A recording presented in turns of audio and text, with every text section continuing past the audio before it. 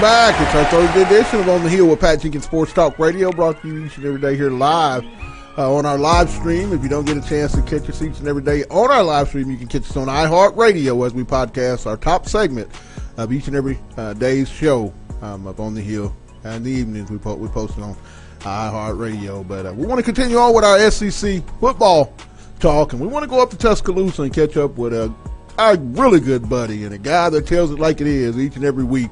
We have him on. It's Touchdown Alabama's Stephen M. Smith. Welcome back, my man. Happy to be back, guys. It's the month of November. Time is flying. You know what they say, Stephen? They always say you remember in November. And with that being said, I want to lead into my next question. LSU, Alabama. It's always the first Saturday game of every November to get this thing started. Talk about what must Alabama do, to give itself its best chance to continue this streak of LSU wins on Saturday. Well, first off, Pat, do what you do. You run the football. This is an Alabama team that prides itself on running the football. Damian Harris, who's had an unbelievable season this year, 10 rushing touchdowns this season, has showcased a burst and agility, a speed, a power that fans did not see much of last year. He has brought that to the table this year. Of course, head coach Nick Saban talked about on Wednesday, Josh Jacobs will be able to play, a young man that had a slight ankle injury after the win over Tennessee. Josh Jacobs, who does a lot of things all-purpose-wise. When you talk about running in between the tackles, catching the ball out the backfield, you can line him up in the slot as a receiver. He'll make plays. You really hope that this possibly be the week that both Scarborough gets himself going.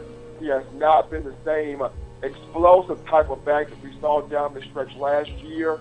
Part of it has been the rise of Damian Harris, but hopefully this week we can see some of that real action from both Scarborough. But number one for Alabama running the football. Number two is really starting to establish Jalen Hurts as a passing quarterback.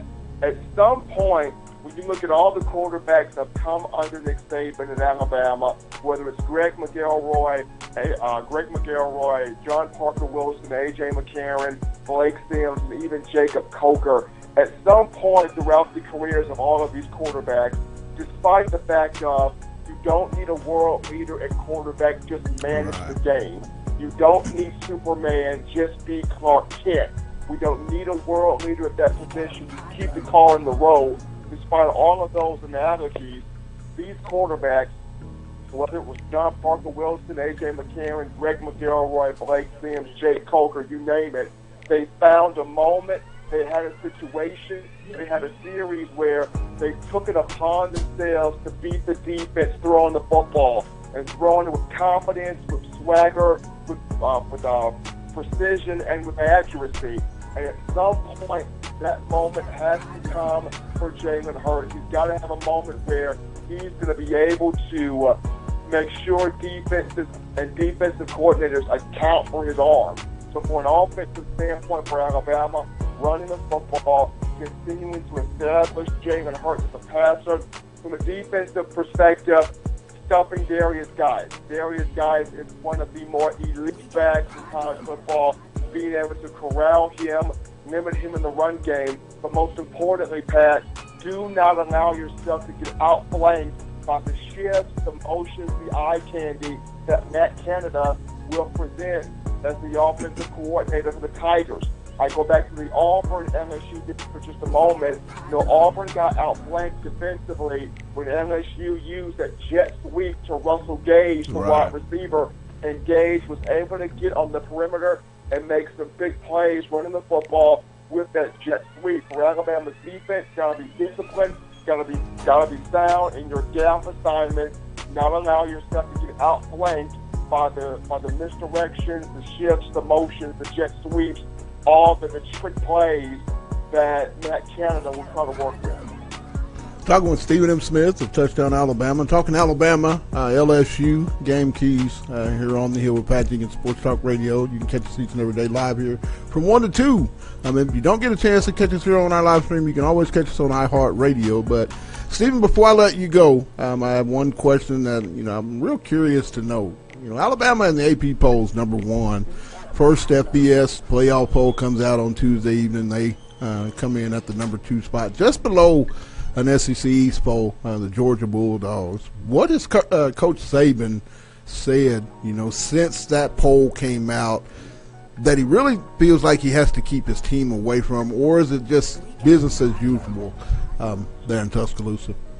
It's kind of a little bit of both, Pat. I'm pretty sure Nick Saban looked at this poll. I know he talks about didn't look at it, didn't consider it, just finding out that Alabama's number 2, but I am pretty sure Nick Saban looked at this poll. But the thing about him is he doesn't want his players to get too high, too low, or buy into the hype of what's going on.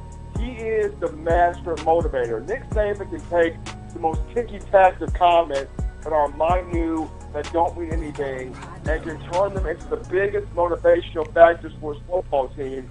And where this poll is concerned, does not want the players so overly consumed by the poll that you forget what you're trying to play for, which is a chance to win a national championship. And keep this in mind. I understand with the college football playoff rankings, a lot of Bama fans look at it with the eyeballs of knowing if we're 1 or 2, we get a chance to play in New Orleans for a semifinal game versus being 3 or 4, and our semifinal game is in Pasadena, California, for the Rose Bowl. But the die-hard Alabama fans that really believe that Crimson, they don't care where the semifinal game is. Whether it's in New Orleans, whether it's in Pasadena, California, they're going to get a plane ticket, Pat, and they're going to go. Right. You know this, Pat, and I know this, Pat. They will take out loans from the bank. They will take money out the kids' college fund. They don't care. They are going to go to wherever Alabama's going to go to right. as far as the game is concerned. And even if it was in Pasadena, California, who would not want to go to Pasadena? You got water, palm trees, sunshine, beautiful women. This is where the Nick Saban dynasty started, getting that crimson-colored Gatorade in the 2010 BCS title game off the 09 season versus Texas. It started in Pasadena, California. So I don't think any Bama fan would be objective to wanting to go to Pasadena. But to end all, be all, I am not shocked at Alabama being put at number 2. To be honest, it's when Alabama gets poked that you see the real Alabama come out. Well, as always, my man, we love having you on talking Alabama each and every week. Continue to put out great content on your show, also in your articles, and we'll come back and talk about this game and then get you guys ready for that game you guys have coming up in Starkville versus the Mississippi State Bulldogs a week from Saturday. But as always, thanks for taking time out on the Hill, my man. I appreciate it, Pat. You and Big D have a great one, man. All right. That was Stephen M. Smith of Touchdown Alabama giving us his take on just what's going on with Alabama football and what must they do versus LSU, and just staying focused like Coach Saban likes to talk about so often in his weekly press conferences when it pertains to Crimson Tide. But we're going to step away, come back. We've got UGA Sports, Jake Roos, to talk a little South Carolina, Georgia Bulldogs. It's on the Hill with Pat Jenkins. Back in a moment.